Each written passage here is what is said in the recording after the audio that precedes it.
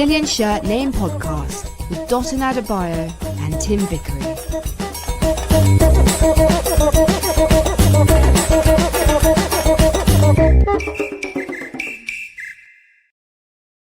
Yeah, and welcome to the Brazilian Shirt Name Podcast. Great to have your company. Let me just say very quickly, the Legendino is in Rio de Janeiro, and we both want you, okay, jokes aside, and we both want you to make sure that you subscribe to the pod and follow us on our WhatsApp group, Brazilian Shirt Name Podcast.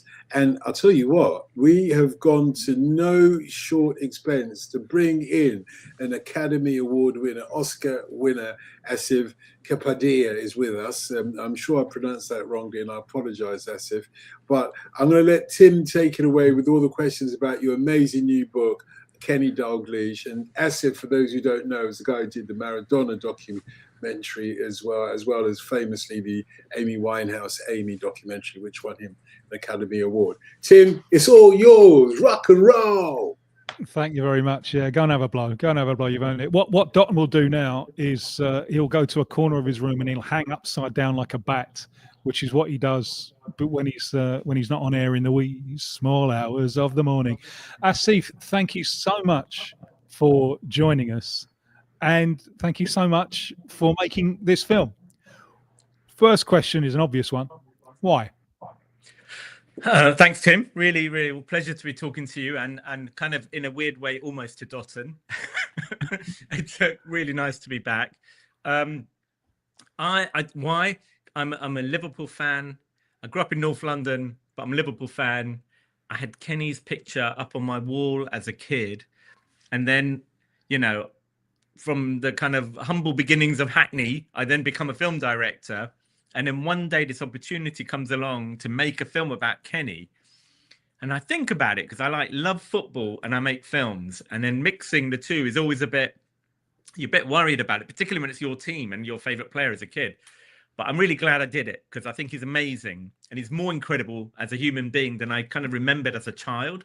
Mm-hmm. And then I also realized that I guess in a way the film becomes me as someone growing up in North London in the 70s and 80s. I'm sort of dealing with Thatcherism, and I'm dealing with a bunch of other political things that go with football, particularly with this movie.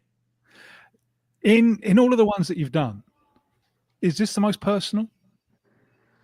I would say so, yeah, because, after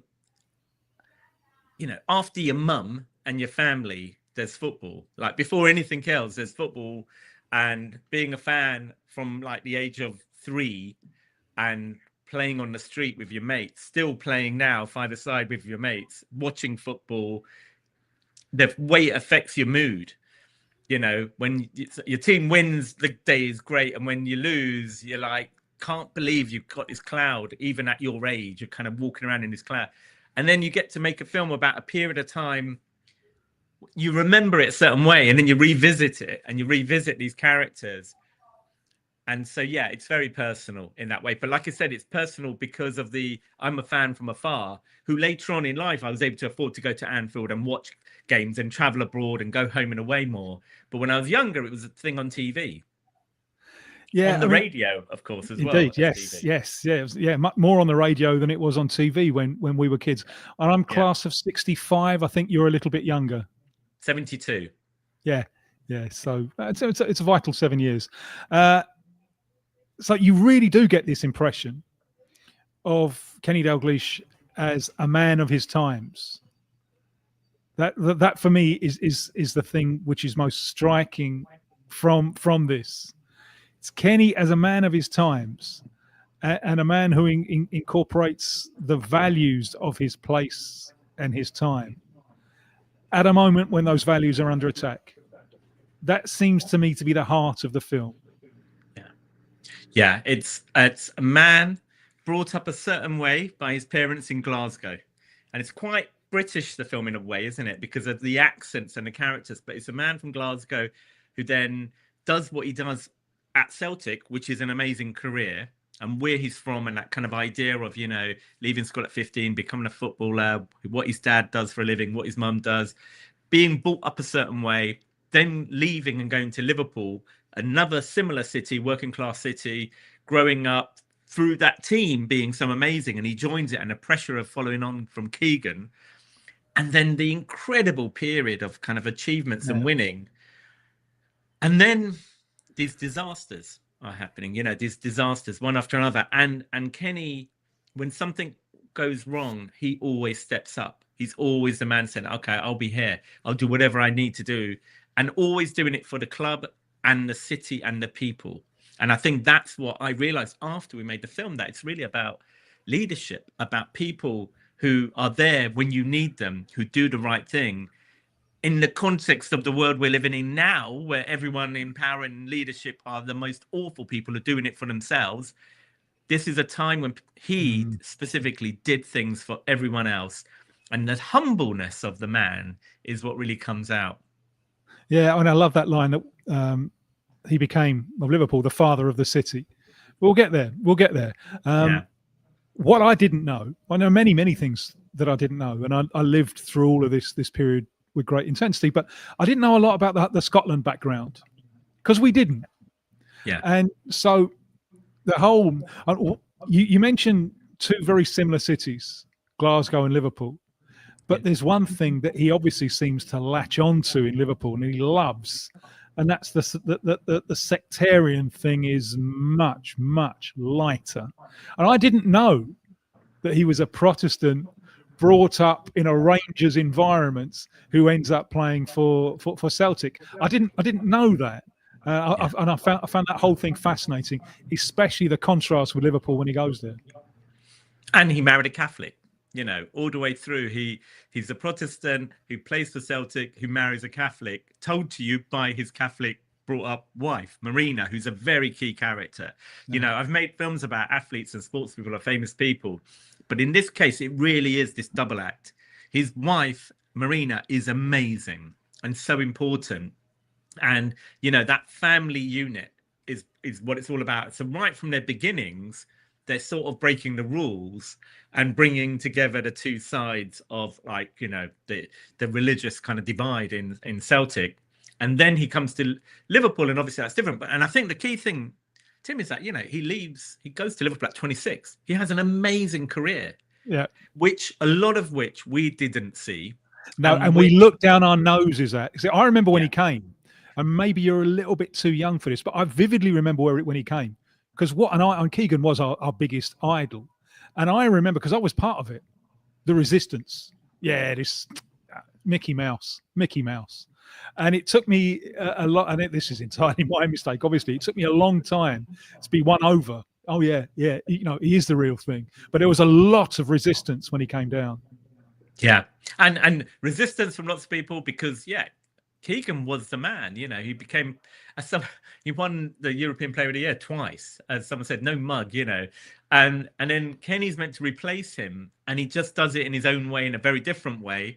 But the idea that he had such a brilliant career there, and then has to start again, and he's nervous. I love the fact he keeps talking about, he's really scared. I'm nervous. I'm afraid, you know. But he's like so brilliant. He was so good from the beginning. And it's like, we start with this, you know, Roy the Rovers. He's like got a Roy the Rovers career. It's comic book. Your first season, you come and you win the European Cup and you score the winning goal. What a great goal as well. You know, he just did it again and again and again. Like, you couldn't make up a story. But then that's all going somewhere up to a point, you know. And then he has to step into leadership in a different way. A lot of that footage from Celtic also has never been seen. We found like a fan club that had Super 8 footage that had never been digitized. So, you know, we've got footage that people have never seen before. Even now we're finding new material. That's amazing. And I'd never seen the colour footage of 67 Celtic Inter. I'd never seen, wow, it happened in colour. I didn't know it happened in colour. You know, I thought it was black and white. Yeah. Wonderful footage from Lisbon. Terrific footage. There's a continuity there, isn't there, between Jock Stein and Bob Paisley?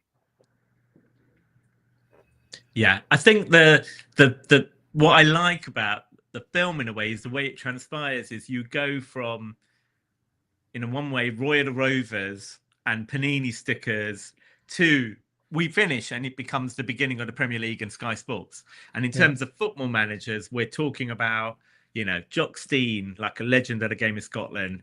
We have a bit of Fagin, and we have Bob Paisley, and we have Shankly, and we have, you know, all of these characters that are kind of in their own way, kind of they're amazing, but again, really humble. Shankly's amazing. I love that little section where he comes Fantastic. in. You know, the voices and the accents. Yeah.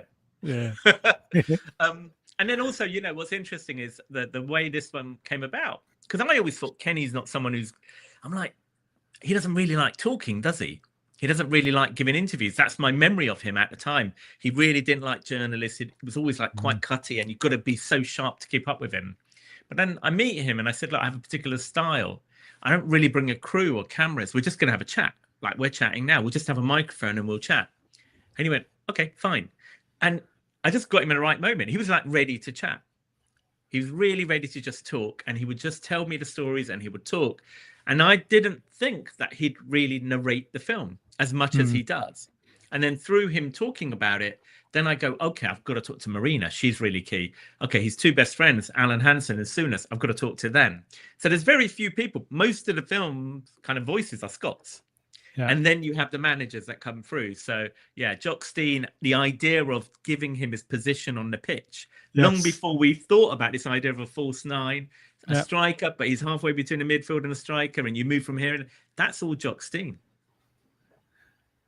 Oh, the best, you wee bastard. What a lovely, lovely line to send him off, you know, down. He drove him. He actually drove him to Liverpool. He dropped him off. The manager drops him off to the next club. When did that happen, love? It's the values that he inherits from Billy McNeil, who's driving him to training when he's an unknown. He's then passing on. I think the biggest thing that I took away from the whole film, which I believe is available on Amazon Prime and is wonderful. I just wonder if it could have been a series rather than a film, but there you go. I think Kenny's ready to do more. Right. Good. Good. The biggest thing that I took away is, and we're talking about a man and his time and his values. And I'd seen in my mind Ferguson as, if you like, the last of the Mohicans, drawing on the values of that collective culture. And I've changed my mind after watching this for two reasons. Firstly, because of the way that Ferguson ended with the Glazers thing, which I think is it's a stain on someone who has preached collective values. And Dalglish, in his own quiet way, how he lives those values. And it's interesting you mentioned family and the importance of family, because we are seeing this film, and you place this film in the context of Thatcherism. And the Thatcher line, I remember it clearly, there is no such thing as society. There is only families, and there are only individuals and their families. And what you see with the Dalglish story that you've told is the community as a wider extension of family. Now, his family come first, but his family aren't disassociated from community. And he loves the community that he's able to be part of in his new home in Liverpool. He loves how he's making friends instantly. So it's a definition of family, which is not exclusive. Yeah. Yeah. And, you know, it's really interesting, Tim. We had a screening in Rome, and we showed it in Rome. And there was a journalist from Rai TV who interviewed me, who said, I don't know anything about Kenny Dalglish, never heard of him. She's like, I love him now. I love this man. And she said the word that kept popping up. And now, since she said this to me, whenever I see the film, the word really comes, people. He's always saying, I do it for the people. It's about the people. The people, I'll do what the people want. And his whole thing is, it's about the people. I play for the people. The people supported us, and now it's our turn to support the people. Everything is about people. Key line in the film, that. It's not it's not, me. It's the group, the collective, the community, the people. Not even just Liverpool fans, Everton fans, whoever. And that's the thing. And all of that comes back to how he was brought up by his parents, his mum and dad. They brought me up a certain way. That's how we were in Glasgow. You care about the people. Then he goes to another city where you care about the people. And then particularly when you feel like everyone's attacking you, even makes you stronger that you worry about your people. And this was kind of my bond growing up in North London to Liverpool, more so than the teams around me in London was I felt growing up in Hackney, we were always being attacked by kind of what the cuts, the school that I went to, the hospital was being shut down. People from the local kind of hospital for kind of people who are mentally unstable just being put in the street, and then it's called care in the community. And so on the way to school, people with hammers are attacking us and screwdrivers, and we're 11 years old, dodging people trying to kill us.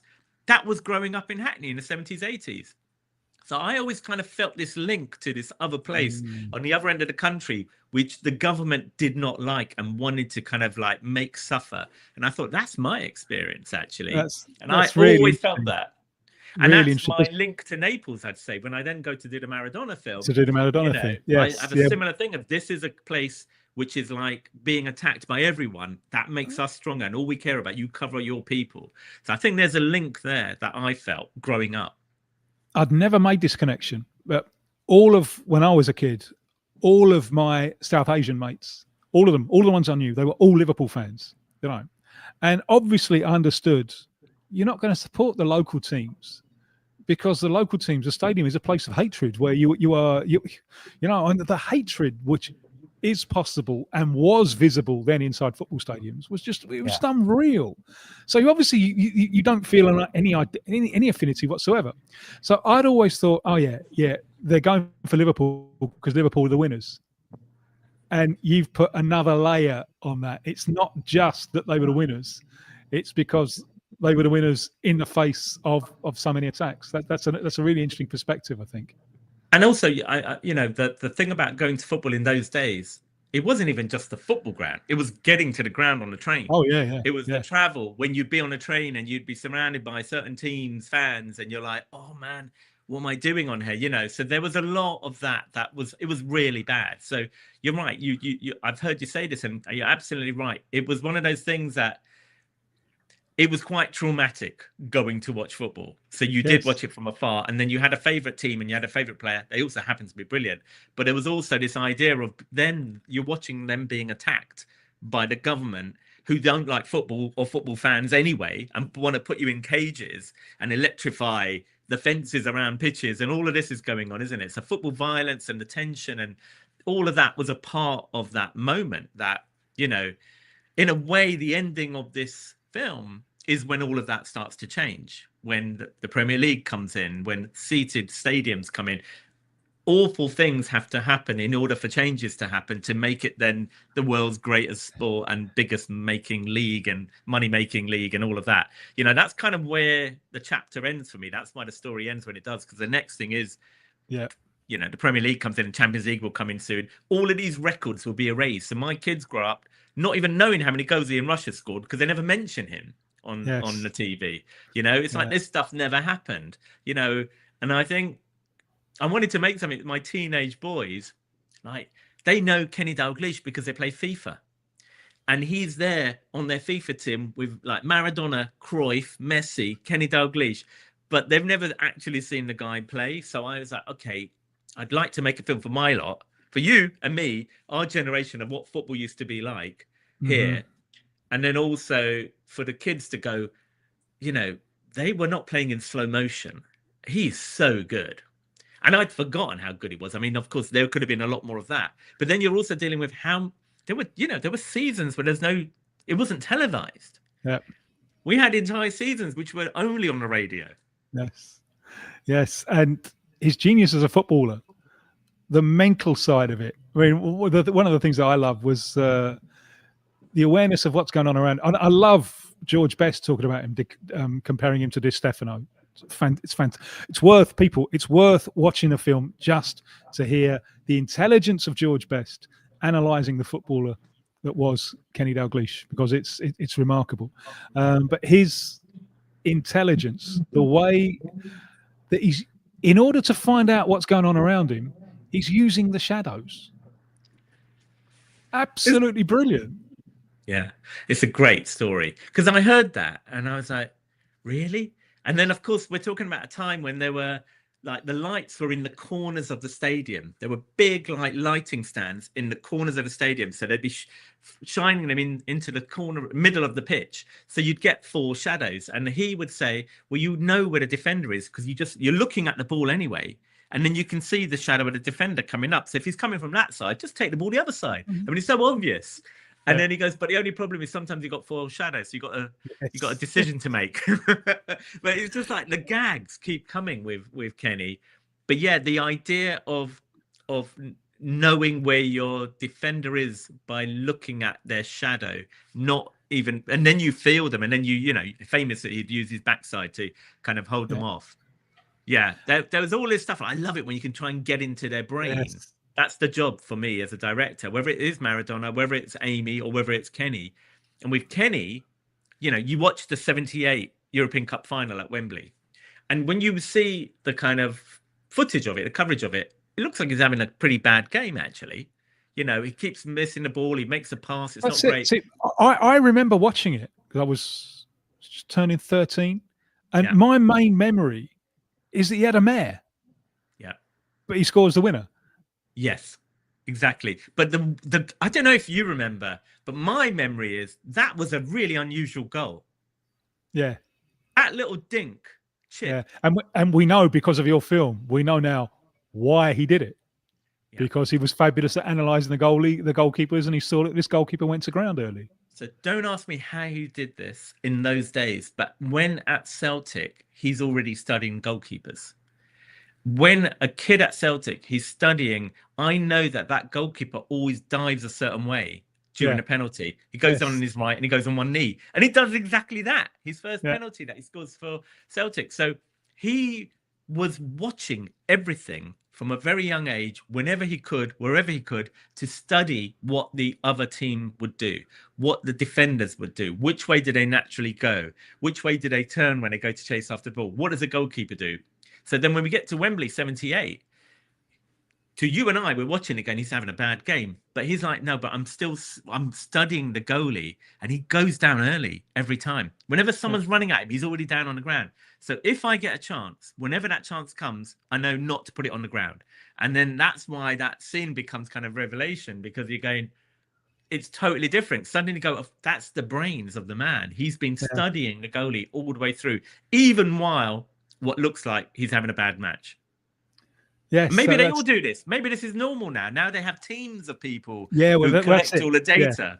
Yeah. Now they have teams of people. Then, and I love this. I absolutely love this as someone who is of the analog age, struggling with a digital world. The notebooks, ladies and gentlemen, the notebooks that Liverpool keep. Yeah, all those notebooks with all your pen and paper won't let you down, will it? Will it? You know. So I loved all that glimpse of that world.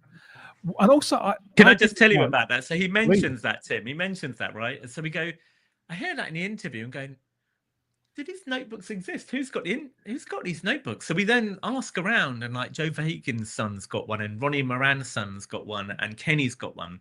And then we're going through these notebooks, and it will literally be like, you know, signed Kenny Dalglish, like just handwritten text, and then training at 4. Right, and then there'll be things like they go off and the European Cup final wins will just be like 2 lines, like the same amount of detail that goes into a pre-season friendly against Preston. Yes. And it'll be like, and you look at it again, look at the date. That's the European Cup final that they won. And there was that one season where, and I think most of the kind of good lines are written by Joe Fagan actually, but it was something like, you know, won the European Cup, won the League Cup, second in the league, not bad season, you know. Yeah, fabulous. And then what I didn't know that he'd been offered the manager job, or effectively player manager, months earlier, and this transition was going to happen. You know, we didn't know that, did we? We thought it was like a panic thing to do after the absolute disaster of Heysel. But he'd been sitting on that for months, knowing that was going to happen, and then he's thrown in at that moment. Yeah, which makes it worse because only he knows, his wife knows, and then Heysel happens, and she's like, "I'm dreading it because now he's going to have to take over." So you're right. The way we perceive it was it happens, and they go, "We need somebody," but they'd already gone to him, and you know he's 34. He's like, I've got a 4-year contract. Are they calling me because they want to take away my contract? And they're like, no, we want you to take over. And as he always does, he's like, okay, I'm going to call my dad up for advice. Calls his dad up.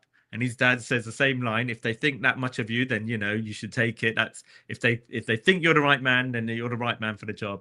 He calls up Marina's dad as well, often for advice, and he's ready to take over. And they think they're going to win a European Cup, and it will be a great way to start. And of course, this awful thing happens, which there's a lot of footage that we see when we were making this film from Heysel, and then as we'll come to, I'm sure, Hillsborough, which is like so awful to watch, but I felt we had to go there because that happened. And again, in the worst moments, Kenny will always be there.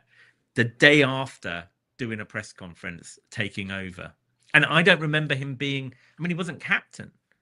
There were other people that seemed more vocal. I thought he was one of the quiet guys, but actually, I've learned through the film, he was always the leader in the background. How easy was it to include him in the project, to convince him? I think, I'll be honest, I think his kids played a big part. Kelly Cates, who presents Match of the Day now, and Sky Sports, right? She liked Amy. So I remember she was a fan of Amy, the film. And his son, Paul, really liked the Maradona film. So I think when I first met Kenny, I don't think he'd seen anything I'd made. But the kids had put in a good word. and then me meeting with him. So I think it was a Napoli game, Champions League. I think we're going back to 2022, maybe. I was up at Liverpool watching the match, and I get a message saying, come up to the boardroom. So I'm in the normal seats downstairs, and I get in the lift and I go up, and it's funny considering where we are right now in the world. As I'm going into the boardroom, Mo Salah's walking past, and I kind of went, without helping myself, Mo, I love you. And he walked, past and kind of looked back at me, and I was like, I just came out. And then I was like, okay, that's Mo. And I carried on in there, and Kenny was there with his family. They're always there, sat at a table, and we have a quick chat. And I just say, look, this is how I work. It's going to be really low key. We'll just meet, we'll record it. No cameras, no crew, no makeup, none of that. I'll keep it as simple as possible. And then I put everything else together. And he was like, okay, that sounds good to me. I met Marina. I met Michael Edwards when he was there before he left. And I got in with him. And actually that season, I think, is when we ended up playing Real Madrid in Paris in European Cup final. And I got tickets from Edwards, actually. So I was in that tunnel where the crush happened. Yeah. Before the European Cup final, and when everyone was I got in there early, so that was a really traumatic moment, I have to say, in recent history of UEFA's organization of events. But that was the season that I met with Kenny, and then it takes about a year to put the money together, get the project together, do some research. He gave me lots of VHS tapes, so a lot of that footage, the home movies, that he's holding the camera most of the time, so he's not in shot. Really hard to find a shot with Kenny in there, but some of the family stuff at Christmas is really fun with the kids. So that's where that all came from. He handed over loads of personal footage and photographs, and then we just started meeting every now and again in Toxteth, where the kind of, as my local Liverpool friends would say, the uprisings happened in Toxteth. And so now there's like a podcast studio in there. So Kenny being Kenny, he doesn't ask for much. First thing is like, where can I park? He wants to know he can park his car. We go, it's okay, it's got parking. Okay, great. Do you need anything else? Is there anything else you want? Do you want to drink anything particular? Do you need any kind of food, or what would you prefer? He goes, no, I'm fine. What I'd like, a couple of cans of Iron Brew and a family-sized packet of dairy milk. So I'm not joking. That was what Kenny wanted: a car parking space, a couple of cans of Iron Brew, and dairy milk. We were okay, and then at the end of the interview, we'd meet, we'd talk for a couple of hours, and he'd be just really great, talk about everything and anything, really good, really still sharp, and then he'd be off with his little bag. He came down to London for one interview. I couldn't get up to Liverpool, so we asked him to come down to Soho, and he came down. Quite hard to find Iron Brew in Soho, Tim. That was work. That was probably the most challenging thing, was finding Iron Brew in Soho. I remember walking through Soho. It was really smooth. I remember walking through Soho with many years ago, an old mate of mine who was really down on his luck at the time and sleeping on settees and so on, looking at someone who was drinking away. And my mate said, yeah, the only thing that separates me from him is tenants. So maybe his tenants is easier to find than Iron Brew. So I imagine that the stuff that you got from him for you to make the documentary is a dream. Because I imagine to do it without a kind of string, to do it without a narrator is difficult, isn't it? Because you've got to find a way to tell the story without a guide. But then Kenny was your guide, because the stuff you get from him is so good that you could just build everything around that. Yeah, and that's the thing I didn't know until we met, and I didn't have an idea how it would come together. I just start by interviewing. I start by talking, as you and I did years ago for the Maradona film. Yeah. Right at the very beginning, one of the first people I spoke to, I just talked to people and saying, let's just see what comes out of the conversation. And with Kenny, he was like, okay, let's start at the beginning. And we start at the beginning, and he starts telling me about his mum and his dad and his parents and growing up. And, I kind of trained as a carpenter in case it didn't work out. And we just started putting it together with the pictures. I have a brilliant editor, Matteo Bini, who's Italian, Inter fan, just beat them. So he was like a football fan, but didn't know the story at all. So that was like an important thing for me, is I know the story, or I think I know the story pretty well. And my kind of producing partners all are Liverpool fans. So we wanted someone who didn't know a thing. So Matteo was very important to start putting it together and going, I had no idea about this. I had no idea about this. Yeah. I've never seen this footage before. I've never seen this goal. So I think that is the kind of creative tension you need. People who know a lot, who are, biased, and then someone who doesn't, and who's Italian, which was kind of an interesting thing. And then, Kenny just sort of naturally, he worked as a narrator in a way that I always hope, Amy tells her story or Senna tells his story. The issue we had with Kenny was, is anyone going to understand him? Do we have to subtitle the film? Right. Like, what do we do? That was our worry, right? It was like, do we have to subtitle it? Is it going to be like odd if we subtitle him and he's speaking English? But then the joke was, in the film, there are scenes where Phil Thompson and Souness and everyone's saying, what's he saying? No one knows what he's talking about. So I thought, well, that could be quite funny if we subtitled it. His remember own teammates don't know what he's saying. I remember that so vividly when he does it to John Motson. I remember watching that live. It's brilliant bit of humour. When Motson's saying, "Do people understand you?" and getting what? It's absolutely brilliant. Yeah, sharp as a tack. Absolutely brilliant. Yeah. There was another one which I couldn't find. There's another one that I remember from being quite young on TV where, someone tries to say something like that. One of the kind of interviewers from the TV, and they stumble on a word, on a name. And Kenny said really, really quickly, "That's easy for you to say," and it was just like a classic Kenny line. And he's like, I mean, when we were doing, we've now done Q&As and things together, and he's like that, when he does it to you, you can't keep up. You've done it to me quite a few times where, who just sort of like, just before we're about to do something, he goes, can you kind of get a haircut or something? Can you smarten up? Because we did audio interviews, Tim. He came down to London for an audio interview in a suit. He's from that. What's wrong with that? You've got to dress up like yourself, right? You've got to dress up, even if you're doing a podcast. You've got to dress up if you're literally just recording audio. That's the man. Yeah, so that's the world that I fear that we have lost. And he is a representative of that. Dressing well, sharp. That's a world that it's part of a world that we have lost, which obviously brings us to the emotional epicenter, the Heysel and especially Hillsborough. And looking at all of that, I think it's impossible to escape a conclusion that these are the events that are the making of him and the breaking of him. Is that fair? Yeah. And the honest truth, when I first thought about making this film, is everything about Kenny leads to Hillsborough. And so I did have a moment at the beginning thinking, I want my kids, I want young people to know about Kenny Dalglish, the player. Can I make a film about Kenny Dalglish, which is just about football? And I started interviewing people. And they said, well, if you do that, you miss the point of the man. You know, you don't, then you basically don't, you only get half the person. So I myself went through a journey of thinking, I just want to make a film which is about all that great football and all that time. And they were like, yeah, but that's just like lots of great players, but there are not many great men. There are not many great people who stand up for the people.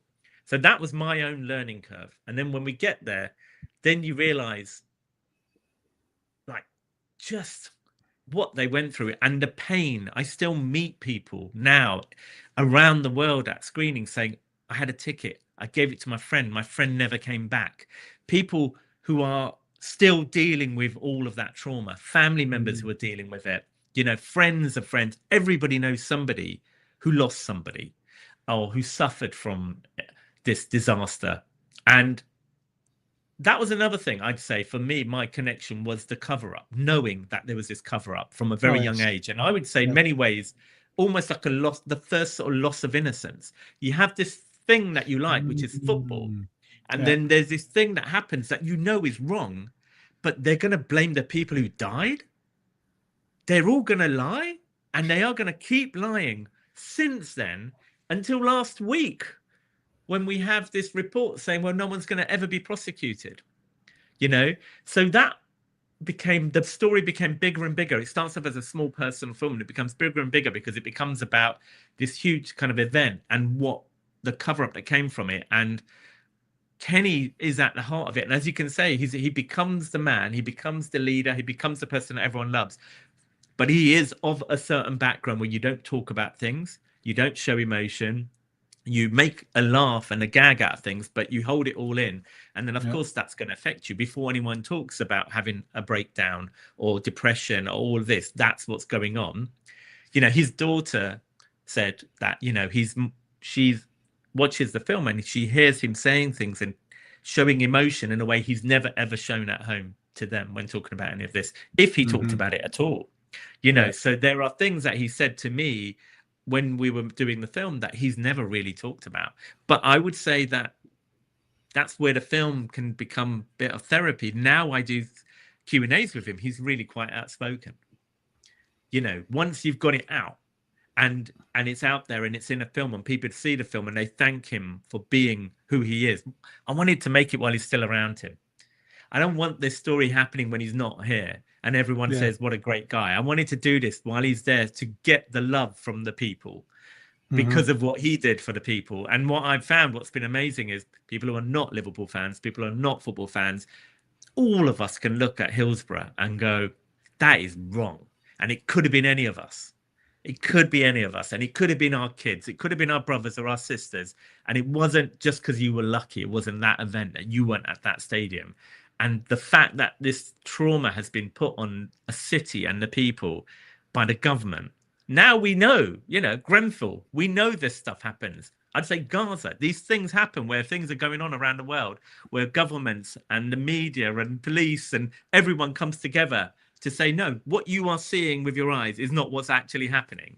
And I would say that for me was a real key thing, Hillsborough, as a young person, and get an opportunity to then make a film which deals with this, to put it out there now, and for us to like recognize what happened, but also the people who stood up to tell the truth. Yeah, the accountability on both sides, isn't it? There's some people, the fellow who opened the gates and then lied about opening the gates. Yep. How do you live with yourself after something like that? On a full pension, probably, didn't they? Yeah, almost certainly. Yes. So maybe there's a huge importance in honouring those who stood up. And Dalglish took so much of this on himself. Didn't it? He became the symbol of Liverpool, but he became the symbol of the soul of football, didn't he? Yeah. During those, in the aftermath. He did, but you know, also, I think you know, the way I would kind of describe it is that I've made a few of these biogs, and they're portraits, they're people, and a lot of it is about their faces. And what you have is Kenny, when he's the player, the joy of football, the joy of scoring a goal, that smile, the simplicity of his celebration, just two straight arms up there. quite relaxed hands. It's not like anger and sliding on your knee sort of thing. It's just so beautiful and simple, and the absolute the world's a better place when he smiles. And then you follow his face over time, and you follow his face as life becomes more stressful, and he becomes a manager and a player manager, and the challenges. And then you get to Heysel in that face, the kind of this caricature almost of the paleness, and it looks like a Munch painting. He has gone through this challenge, the stress that he is carrying. And then when he's at that final match, the Everton game, 4-4 in the cup, and he sort of admits, I bottled it. Yeah. I didn't know what to do anymore. I bottled it. I didn't know. I wanted to make a change and I didn't do it. And he couldn't make a decision anymore. And again, his way of, I'm now not doing the right thing for my club. I've got to go. I've got to walk away. And it's so sad and moving. But it was, the pressure just becomes too much. And this is at a time. And you know what? And the football just carried on a few weeks later. They just carried on. That's the thing. There wasn't any time for the players to deal with it. I remembered when I was watching a film, I have absolutely no recollection of the 89 Cup final. I couldn't remember anything. And I can remember everything about all of them, up to a certain point. And that one, did that happen? Because I wasn't ready, I wasn't ready to process. And the following year, just so happened that I was at Villa Park when Liverpool lost that semi-final against Villa, which I think is the end, against Palace at Villa Park, which I think is the end. I think that defeat is the end. And you could see that under pressure, because they were going to win easily. It looked like they were going to win easily. And then under pressure, the whole thing collapsed. And it just became, give the ball to John Barnes and see if he can do something, which was a negation of the way that Liverpool had played for all of that time, which was collective.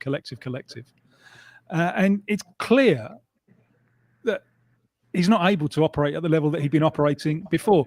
So this is why I say the making of the man and the breaking of him, because he stands as a giant because of what he did there. But you wonder, strictly in football terms, with his intelligence and so on, what he would have achieved without going through Heysel and especially Hillsborough. Yeah, I mean, the way I think about it is, though, with all of that in mind, because, we can't change history. But you've got this guy who had the most incredible career at Celtic. He then was his career for Scotland, which, a different era, so hard to qualify. They qualified again and again and again. Top scorer, joint top scorer, the highest number of caps. He comes to Liverpool. He scores the winning goal in the European Cup final. He's the only person to win the double as a player manager, scoring the winning goal to win the league, wins all those trophies, European Cups. He then becomes a manager and wins the league another 3 times. And then he goes away, comes back with a team that he brings up from the 2nd division and then wins it again with Blackburn. I'm like, that's not bad. Who else has done that? Mm-hmm. Who else has done that? No one. So, he may have done more. And the thing is, he could have done more. But a lot of people have just done it as a player, or people have done it just as a manager. But he kind of did the lot. And the main thing is, he's in a good place. It's cool. He did everything he needed to do for me. And I'm so glad he's still there. He's still there in the city. He's still there at the stadium. He goes to every match. He still carries himself in a way. He's loved by everyone. And I'm like, it's okay. He did it. He did enough. It's important that he got out for himself at the right point to protect himself. For the first time, it's the only time in the film he talks about himself in the third person. I had to do the right thing for Kenny Dalglish. So in a way, separating it. He's still mentally separating, leaving Liverpool with this other person who left. That person has to leave to protect themselves. I didn't want to leave. I find that really interesting. He never talks about himself in the third person until that one moment. I feel like he did it all. He gave everything. It's fine. I'm happy that he's still there and back again. And he did obviously come back when we were yet again in a mess, the club. Kind of interesting, everything we're talking about when you think about Hillsborough. And there is something going on evidently this season, which is very difficult to keep talking about Diogo Jota. but we are in the period just after their friend, who's only 26 years old, died. And that, I don't know what sport that we all love and we all get caught up in. How do we as fans deal with what other people are dealing with when you lose someone?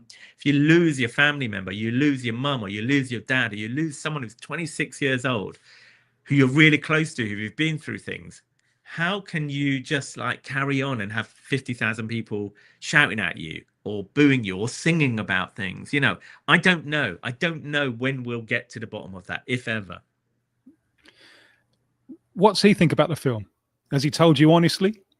So Kenny, at the beginning, we had a screening.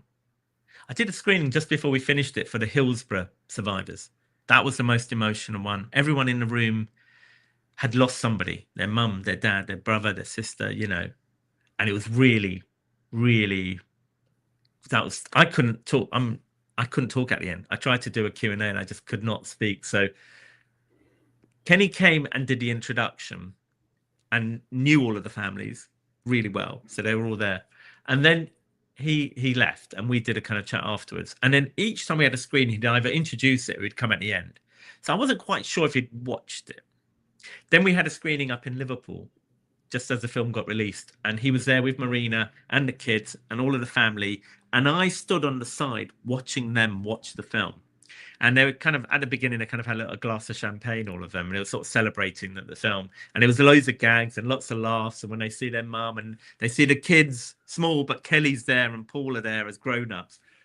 And then I saw them sort of during the film slowly sort of sliding down in their seats as we get to the final kind of third. And it was quite heavy, man. It was quite emotional for them to watch all of that again. And then luckily, Kelly was the person who did the Q&A with Kenny and I.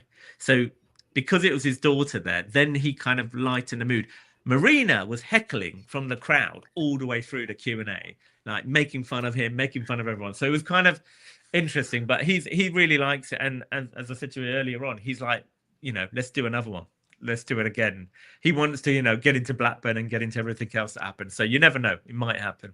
Well, there is a series there because I mean, one thing that was outside the scope of your wonderful film, but I want to know why he didn't have a great tournament for Scotland. You know, he played World Cups and why is that? What went wrong there? You look at the team, the Scottish Mafia at Liverpool. Yeah. Why weren't they able to reproduce? So there's more there. You start off the film with I Want to Hold Your Hand. Why did you do that?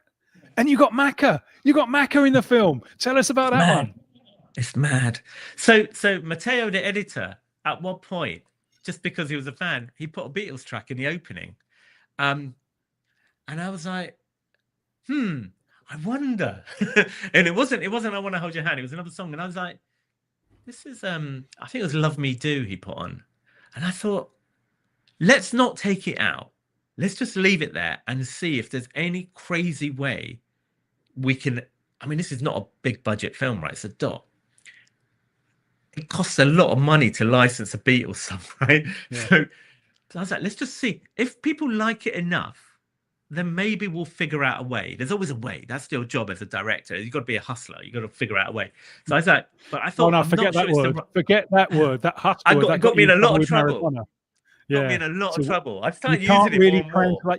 You can't translate that word well into Spanish. Only you know. Two things that one day I kept thinking we should talk about that. The trouble I got in for that. Yeah. You betrayed me, Diego. I knew that at one point he's going to get pissed off with me. I knew at one point something would all go wrong. Man. You called him a con man. That's what he thinks. But anyway, go on. Macca. So Macca, we used the song and then we talk to Kenny and say, you know, what do you think? And he goes, I know Paul McCartney. And he puts us in touch with his management and his team. And then his team, we send them the film. They really like the film. And they give us an opportunity to license the song first in an affordable way so we can use a Beatles track for the opening. And then we find this clip of Paul McCartney after the European Cup final where he's interviewed in France. and someone says, do you have any idols? And Paul McCartney goes, not really in music, but in sports, some, Kenny Dalglish. And it's like brilliant because he's saying it at the time. Yeah. And the French interviewer goes, who? He goes, the footballer, Kenny Dalglish. It's great. It's a great scene. So I like have this thing of like rule of thirds. If you start with the Beatles, you then have the archive where Paul McCartney at the time, and then the rule of thirds is, and then if we could get an interview, that would be amazing. So I was like, there's never going to be a chance for we get an interview with Paul McCartney. But then Paul McCartney essentially keeps contacting us saying, I really want to give you an interview. I'm like, let me know whenever. I'll be there. You tell me when. And then his manager's sort of texting me. I end up with he goes, do you want to come and see? He's in concert tomorrow at the O2. Can I bring my son? He's a big Beatles fan. And then it goes quiet. I'm going, well, idiot. And then I get a text like, yeah, sure, you can come. And we're like in the third row at the O2. So we end up going to a concert to see Paul McCartney. And he's like amazing. He's there for like 3.5 hours. Incredible. He's going to give you an interview. He's just busy with his world tour. And it carries on and it carries on and carries on. We've got to finish the film. We end up finishing the film, Tim. The film's done. But we still keep getting these messages saying Paul's going to record an interview. Once the film's finished, we get a message saying he's ready to record it. He's in a studio. What do you want him to say? So I send him some questions. And then Paul McCartney goes into the studio and records it all for us and sends it to me.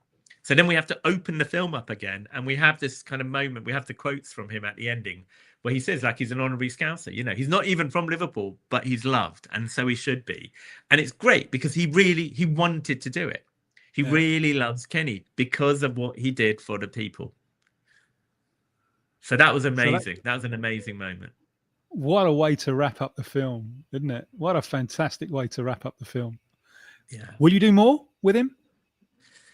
I'd like to. We'll try. Yeah, I think. So you tell me, what would you like to see more? Well, I would love to see Scotland. Yeah. From Kenny. Because it was an interesting time for Scotland. I mean, you can do that. There's so much political context around that as well, around especially 78. And yes, the exactly. view that the grotesque failure of 78 pushed back the cause of Scottish independence for a long time. So he's at his peak then. That's when he's just won the European Cup with Liverpool. So I think there's a story there. So I would like to see more of that. Maybe there's a story in Blackburn as well. I mean, I'd left by then, so I don't know anything about it. So that interests me. I mean, that's interesting because that is when what I've heard, right? I think Rick Parry came to a screening, and then he said that the match, which is the final match in our film, the 4-4 in the cup against Everton, is literally the game everyone's watching, saying this is so exciting and so dramatic, because a few days after Kenny leaves Liverpool, that literally is the formation of the Premier League a week later. And then that brings in Sky and Murdoch and all of that, which it links back to what you were saying about Ferguson. Do you remember they used to own a percentage of Man U, didn't they? Yeah. That's the other thing that you were talking about. That's why that I would say there's a difference between, Kenny and others. So I'm like less interested because that's the kind of history that we know. Yeah. Obviously, you can never say never, but that is the history that we know because that's all they talk about. Everything before that has been like scrubbed, and so I just thought, okay, I've done my bit for of that era, but you never know. I did enjoy spending time with Kenny, and now I feel like there'll be a lot more that I could. Now he knows who I am, and trust me, maybe there'll be a lot more that he might want to talk about. Yeah, although the essence has been done, hasn't it? I mean, you've done that. Yeah. Yeah. No, and it's a fabulous film. It's available on Amazon Prime. Is that right? It's on Prime. You can rent it in places over here, but right now it's on Prime. Yeah, and then we're working right now on distribution around the world, so that's going to be hopefully announced soon. There'll be hopefully you'll be able to see it everywhere. I'm working one day. I hope I'll get it to Brazil. Well, I mean, he's part of the Liverpool side that lose to Flamengo in 81. I remember it. They still sing about it over here. They sing about beating Liverpool. So just by his presence there, that means that there is an in. Obviously, there's no footage of that. There's no footage. No, of not that in this one. film. Not in this one. But yeah, that was Zico's team, wasn't it? That's right. Yes.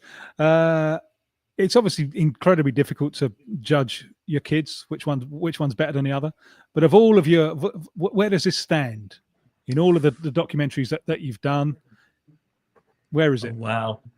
Oh man, that's a tricky one because I don't think I'm allowed to say. I mean, you know, they're all different. The one that I did first is very personal for me because of the kind of, it sort of changed my life, was making Senna.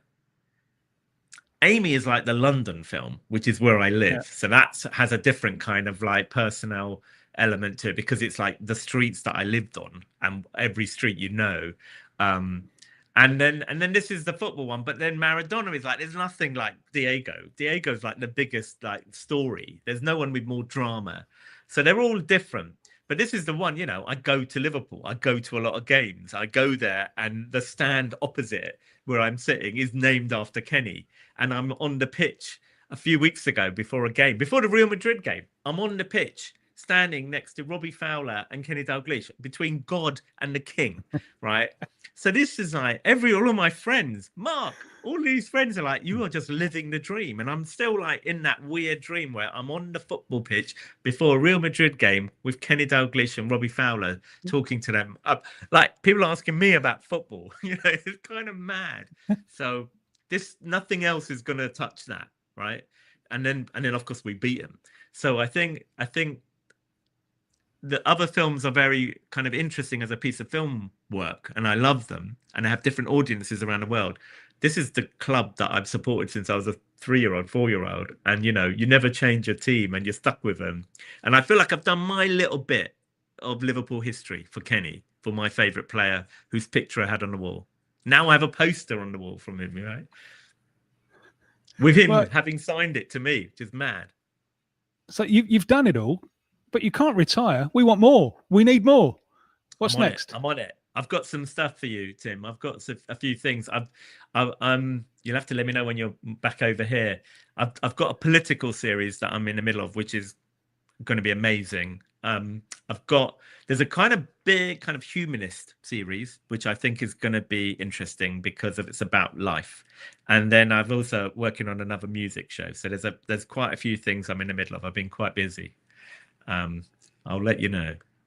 I can't wait because I love them all. And thank you very, very much for your time with us today. And thank you even more for registering the life and times of a wonderful player and an even better person and a figurehead, I think, of all that was best of the collective values that our country has turned its back on, which is Kenny Dalglish.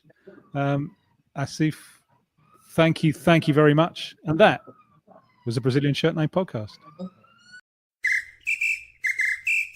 Get in touch with the Brazilian Shirt Name Podcast on Twitter at BrazilShirtPod, or you can email us BrazilianShirtNamePod@gmail.com. Thanks for listening. Don't forget to subscribe, rate and tell a friend. The Brazilian Shirt Name Podcast is an 1129 production.